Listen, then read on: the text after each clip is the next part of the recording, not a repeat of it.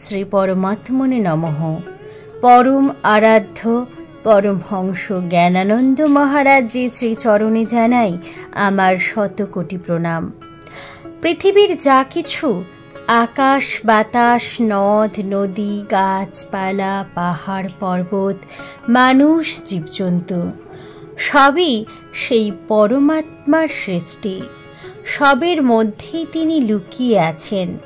এই অভিমানী জীব আমার আমৃত্যু দেখাতেই ব্যস্ত, ফলে দুঃখের বোঝা বয়ে বেড়ানো।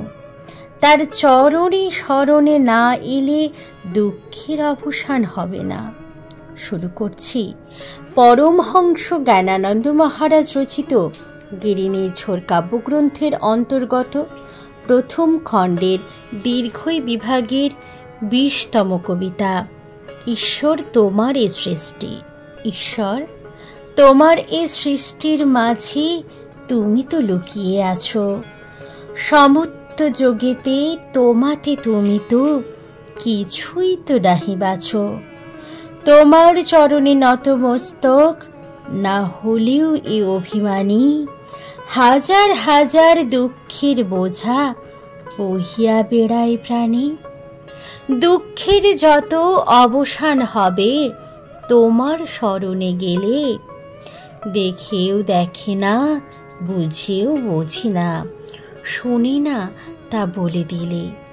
সৃষ্টিকে দেখে তাহে বিমোহিত স্রষ্টাতে নাহি দৃষ্টি।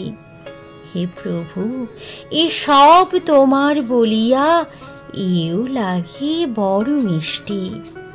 তোমার চরণে শরণ বিনাকার ঘুচে যাবে অজ্ঞান। মানবে হইবে দেবত্বের বিকাশ, বিকশিত হবে প্রাণ।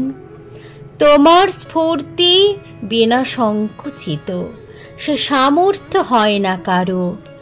জীব জগতের কি সামর্থ্য বা আছে যা তুমি করিতে পারো?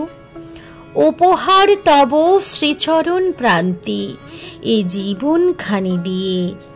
দয়া করে তুমি অজ্ঞান ঘুচাও আমার এই সবই নিয়ে। হরি ওম তৎসৎ।